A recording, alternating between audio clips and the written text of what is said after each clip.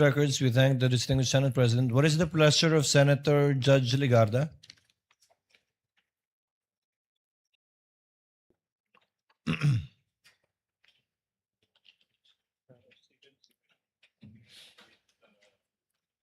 Mr. President, Mr. Presiding Officer, just a few questions. The lady has 2 minutes, Yes. ma'am. You may Thank proceed you. when you're ready.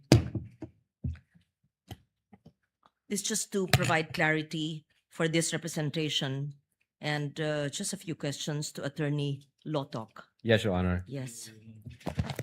Attorney Lotok, sa paragraph 53 ng Affidavit of Investigation na iyong pinirmahan, sabi niyo po na the Vice President's statements were brought about or motivated by unpleasant circumstances occurring before November 23, 2024 press conference. I believe, nabasa ko po yan. Yes. Your Kasama Honor. ba ho dito yung pahayag ng Vice Presidente noong Oktubre 18, 2024? Ye- Is that yes, Your part Honor. of your affidavit? Opo, Your Honor. Yes.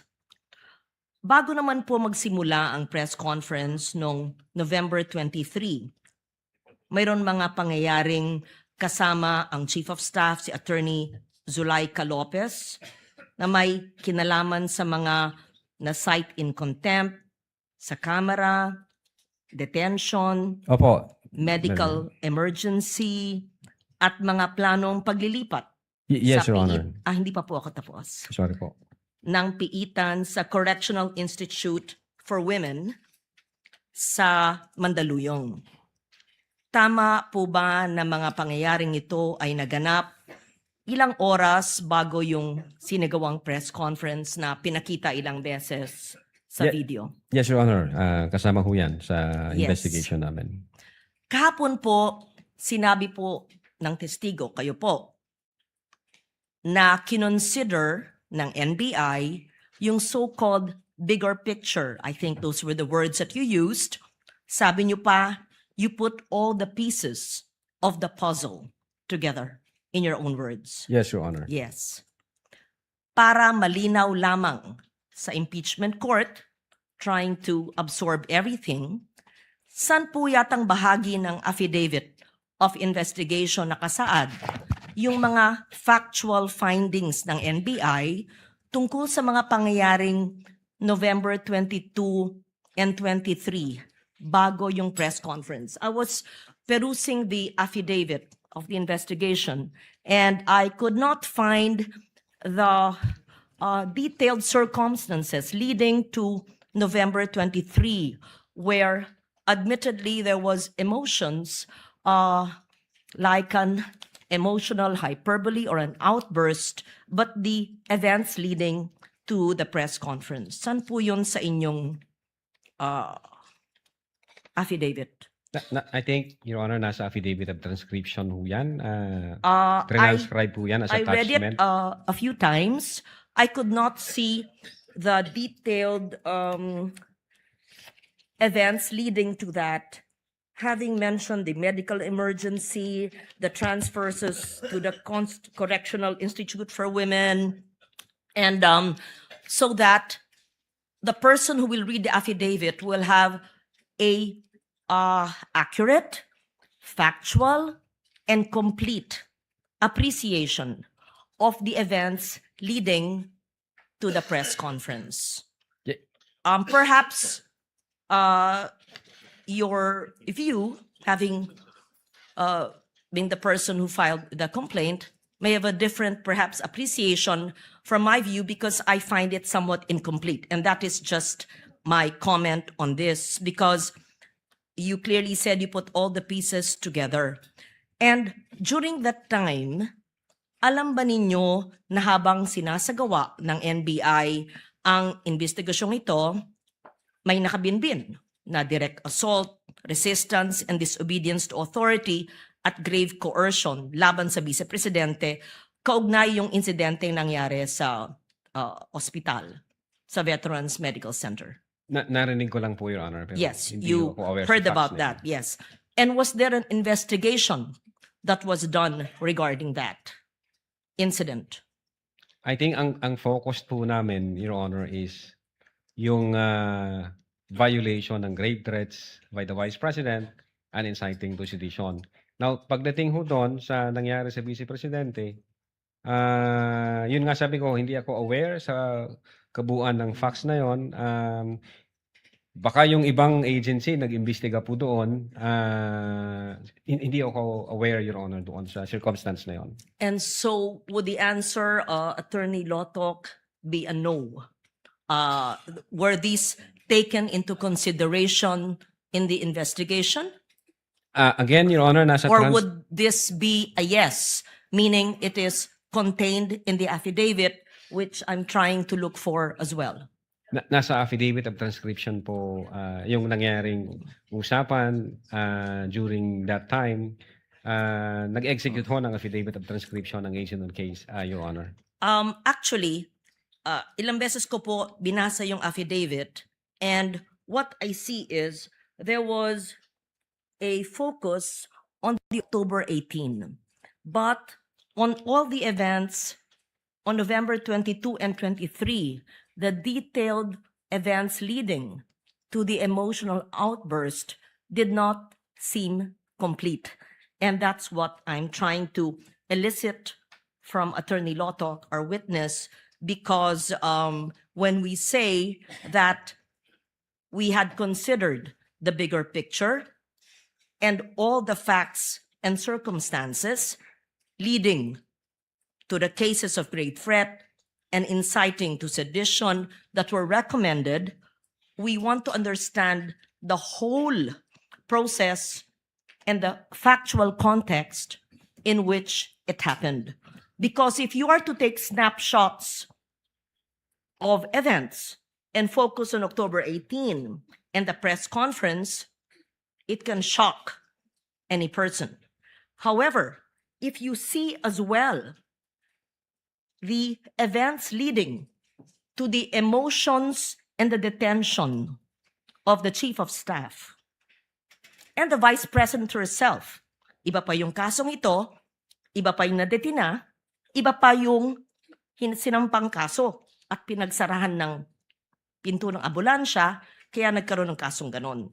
I tried to read the affidavit a few times and could not find such a comprehensive enumeration of facts by the NBI, and that's why, thus, this query. Pwede na po, Your Honor. Yes, please. Meron hong affidavit of transcription kung anong nangyari, and then nag-submit po kami ng authenticated na video para ho makita ng mga senator judges natin kung what happened during those dates for appreciation po ninyo. So makikita ho rito kung ano yung nag-took place during the November 23, 2024 online press conference. But then again, as I've said, at in-explain ko na rin ito kahapon, Your Honor, if I may, kinonsider namin yung situation ni Attorney Zulaika Lopez. Nakita namin yung complaint niya, yung reklamo niya, yung health condition na sinasabi niya. Sinama din po namin yon na ano ba yung nangyari. Taking all the situations or the facts and circumstances attendant to that event, hindi ho na alter yung the fact na nag-utter ang Vice President ng grave threats against the three. Despite of the fact na merong emotional situation na gano'n, hindi rin ho na-alter na merong violation na ginawa yung Vice President during that online press conference.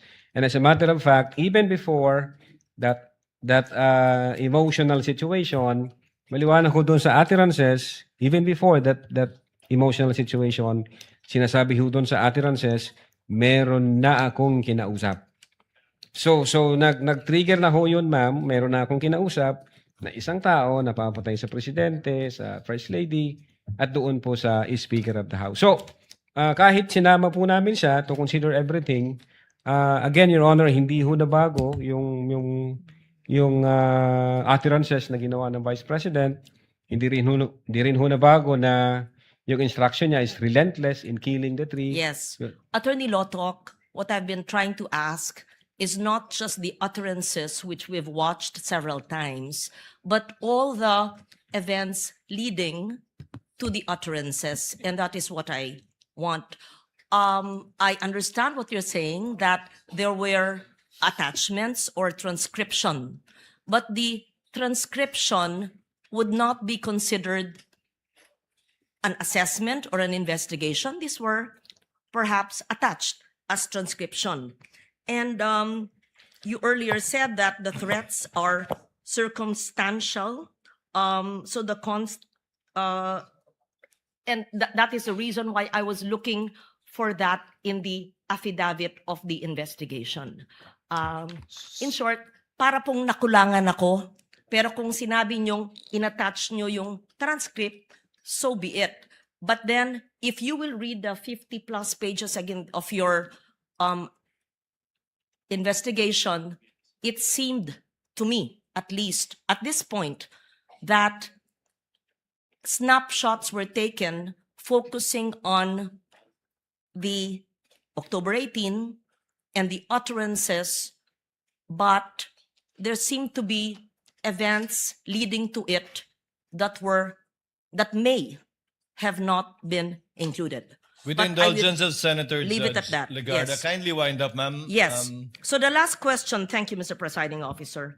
Na-interview rin niyo po ang mga miyembro ng media and you ask them factual information. Did you also ask them about the emotional state ng mga kalahok sa media, yung mga pangyayaring naganap bago ginawa yung mga naturang pahayag? In short, not just the factual statement, but the atmosphere, the events leading to that Zoom press conference that led to the perceived or alleged utterances.